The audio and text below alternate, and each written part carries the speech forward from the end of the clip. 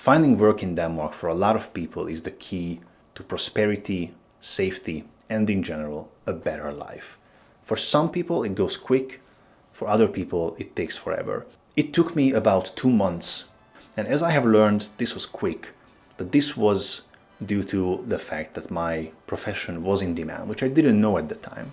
Since then, I have learned that there's a few factors that's going to decide if finding a job is quick or is difficult for some people. So let's look at what those factors are. Now, I think the first and most important thing is to have something that is in demand. And for that, to orient ourselves, we can look at a thing called the positive list. The positive list is a list of professions. It's actually two lists. There's one list for tradespeople, and there's one list for people with higher education. And this is the list of the professions that are in demand in Denmark. And if you get a job offer in one of those professions that are on the list, then it's an easier way to get a residence permit if it otherwise would be difficult for you. But it also tells us what are the jobs that are in demand in Denmark.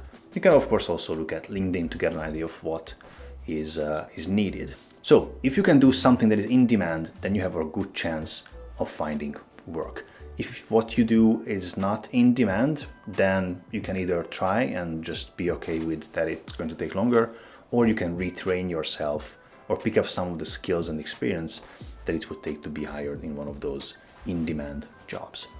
Just take note that if you apply for a job from abroad over the internet, then you are all of a sudden competing with all of the other people of the world that want to come to Denmark. And all of a sudden, for the same position, you will have hundreds of people applying from abroad. So it's kind of difficult to then be the best of those hundreds of people, but it's not impossible. Also, in the same time, people that apply abroad, oftentimes they don't apply to just one country. So there's a bigger competition both on the demand as well as the supply side. So it's not impossible, but it takes longer, and that's something you have to understand. Also, your level of experience takes a huge role in how easy it is going to be for you to find work in Denmark. In my experience, the people that find job the easiest and the quickest are the ones that can do the job on their own on day two.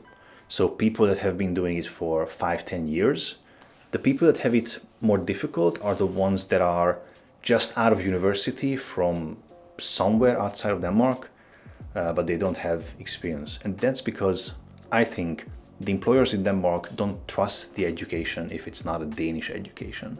Actually, people that graduate from Danish institutions, those are often easier hired as interns, as junior colleagues, because companies can then form those people to their needs and train them. And they know that these people will have an education that they trust that it is coming from Denmark.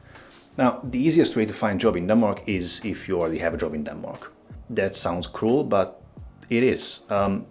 If you are the employer and you have to choose from hundreds of potential employees, then it would be easier to find someone that is already in the country.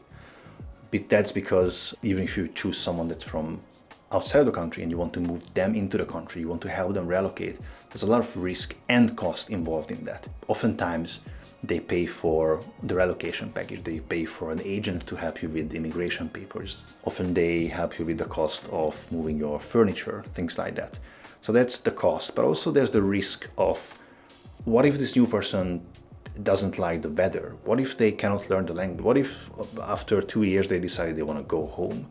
There's all kinds of risks involved. And with someone that is already in the country, someone that has already been tested and someone else took the risk of moving them into the country, it's just easier to hire those people. So proximity helps, but don't think that it would be better to just stop working your current job, come to Denmark and then start to apply to jobs, because then you are seen as desperate and then you are unemployed.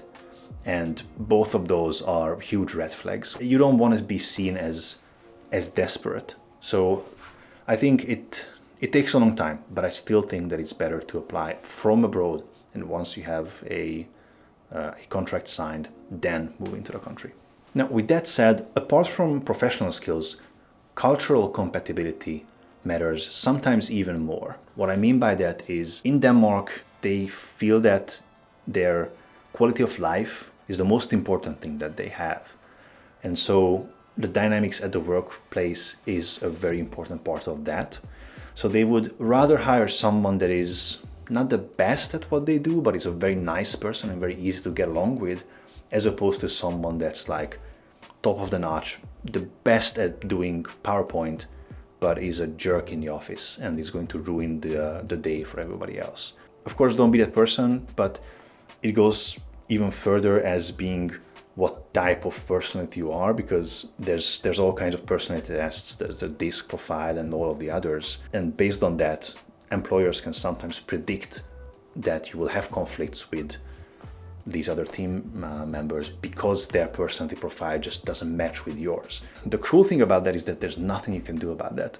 Sometimes you would be the best professionally, but you still won't get hired because some predictions about your personality. Now, on top of that, citizenship also matters. Denmark is part of the European Union as well as the Union of Scandinavian countries. So if you are a citizen of one of those countries, then you have the right to reside in Denmark as long as you have a job. So for a company, potential employer, it's easier to hire someone with those citizenships because then they don't have to go through the lengthy process of sponsoring that person in front of the immigration office and proving that that person is the very best that we could find, so we have to hire him, and they wouldn't have to prove that to the immigration office. Now, if you are not a citizen of one of these countries, then I would advise you again to look at that positive list of professions, because if you can find a job in one of those areas, then it's again an accelerated, easier way to get a residence permit. And I have colleagues from all over the world working in the same team as I am here in Denmark that are not EU citizens. So it is definitely possible and it shouldn't be a problem. You just have to be good at what you do, and what you do has to be in demand. Also, and this is the last thing, company size matters.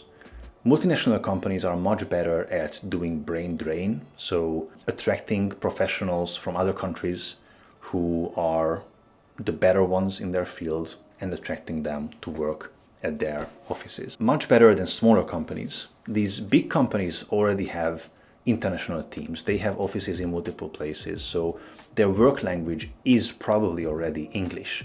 Now, to have one person in the team that speaks only English is not a huge change for them, as opposed to a small company that only works in Denmark and has a fully Danish team. For them, they would have to change their company culture to be international, which they're not.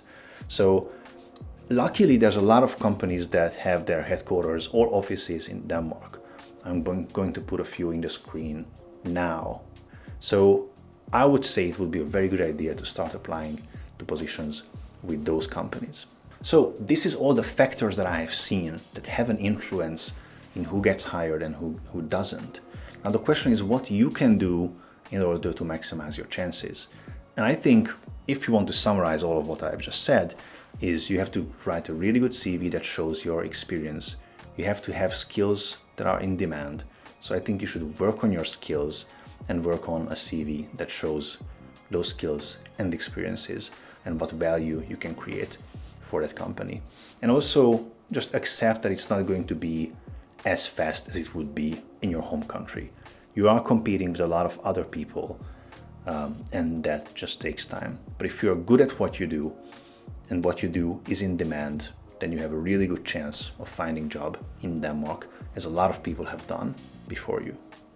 I thank you for joining today. I hope you found this video interesting, and if you did, please give me a like, and I will see you in the next one.